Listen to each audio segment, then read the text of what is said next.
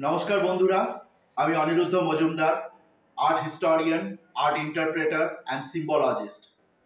সবাই ভালো আছেন, সুস্থ আছেন?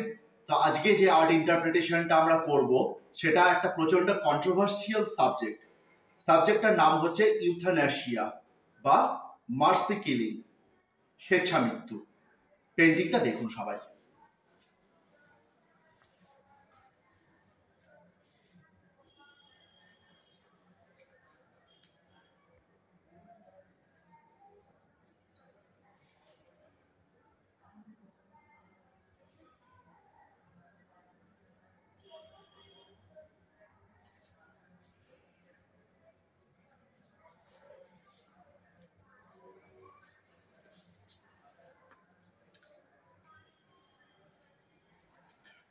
ফেছি বন্ধুরা, সবার আগে পেন্টিংটা সাপোর্টিভ ব্যাপার এটা বলি।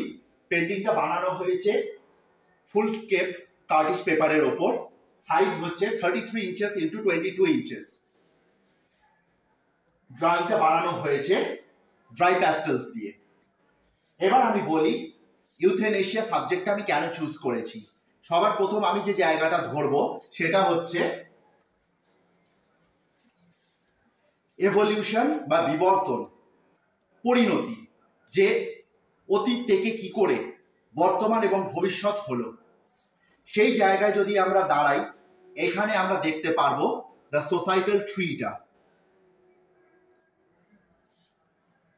সেইখানে বলা হয়েছে যে বিবর্তন প্রথম হিউম্যানিজমের ওপর কার্যকারী হয়েছে, তার এবার হাজার শাখা পোশাকা চলে গেছে।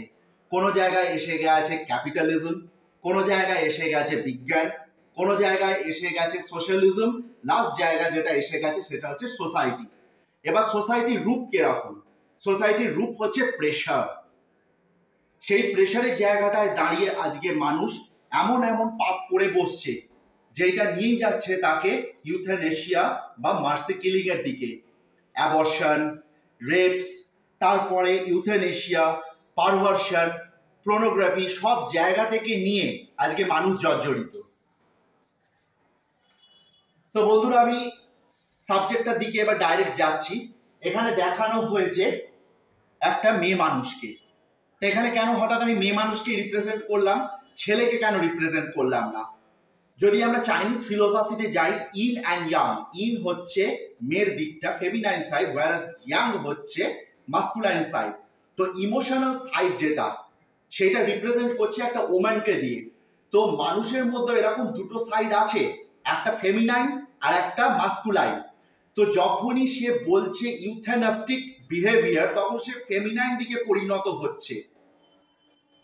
সেই জায়গাটাকে আমি পরিষ্কার করার চেষ্টা করেছি ওম্যানকে রিপ্রেজেন্ট করে। The woman is holding a revolver and she pulled the trigger. End of game, lost of creativity, lost of a star, সব শেষ হয়ে গেল একটা দিকেই। মার্সি কিলিং কেন হচ্ছে? আজকে যদি আমরা দুনিয়ায় দেখতে পারবো জগৎ অনেক এগিয়ে যাচ্ছে। তা শিল্পী, শিল্পত্ব, লেখক সেই জায়গা যাবে কোথায়? আজকে যে জিনিসটা এসে গেছে পৃথিবীতে, আর্টিফিশিয়াল ইন্টেলিজেন্সি মানে রোবোটিক্স, সেই রোবটের জায়গাটা মানুষকে এত উন্নত করে তুলছে যে বাকিরা যারা আপডেটেড হতে পারছে না তারা পিছিয়ে যাচ্ছে। তারা এবার কি করবে? তাদের হাতে কি আছে? আমরা এটা দেখতে পাচ্ছি জেমস ক্যামেরনের ফিল্ম টার্মিনেটরে, যে একদিন মানুষ আর রোবট দুজনের মধ্যে লড়াই হবে, কিন্তু সেটা অনেক পরে। কিন্তু সবার আগে প্রতিভা তো শেষ হয়ে যাচ্ছে। এরকম একটা কন্ট্রোভার্সিয়াল ফিল্মও হয়েছিল সঞ্জয় লীলা বানসালির, গুজারিশ, ঋত্বিক রোশনের। সেখানেও দেখানো হয়েছে সেই পেটিশনটা কোর্টের কাছে, ইউথ্যানাসিয়া, মার্সি কিলিং, যে সে আর কোপ আপ করে পাচ্ছে না। হ্যাঁ, ওইখানে দেখানো হয়েছে পার্সপেক্টিভটা, সে একজন হ্যান্ডিক্রাফট, সে চাইছে যে এবার শুয়ে পড়ুক, ঘুমিয়ে পড়ুক, আর সে এগোবে না। কিন্তু এখানে দেখা হচ্ছে robust woman, she is killing herself. I am killing myself for what?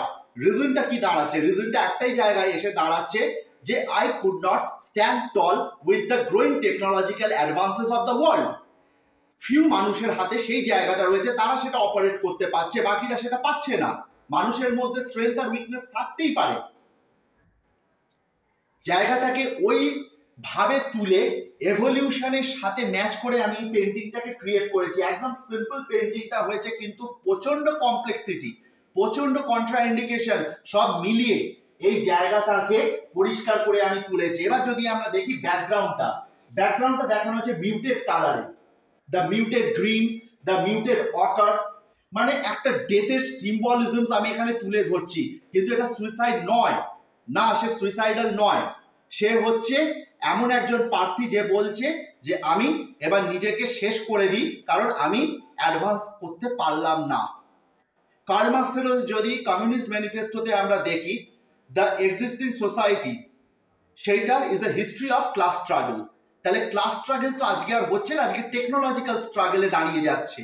সেই টেকনোলজিক্যাল স্ট্রাগলকে তুলে ধরার জন্য মানুষ নিজের প্রতিভাকে শেষ করে তুলছে।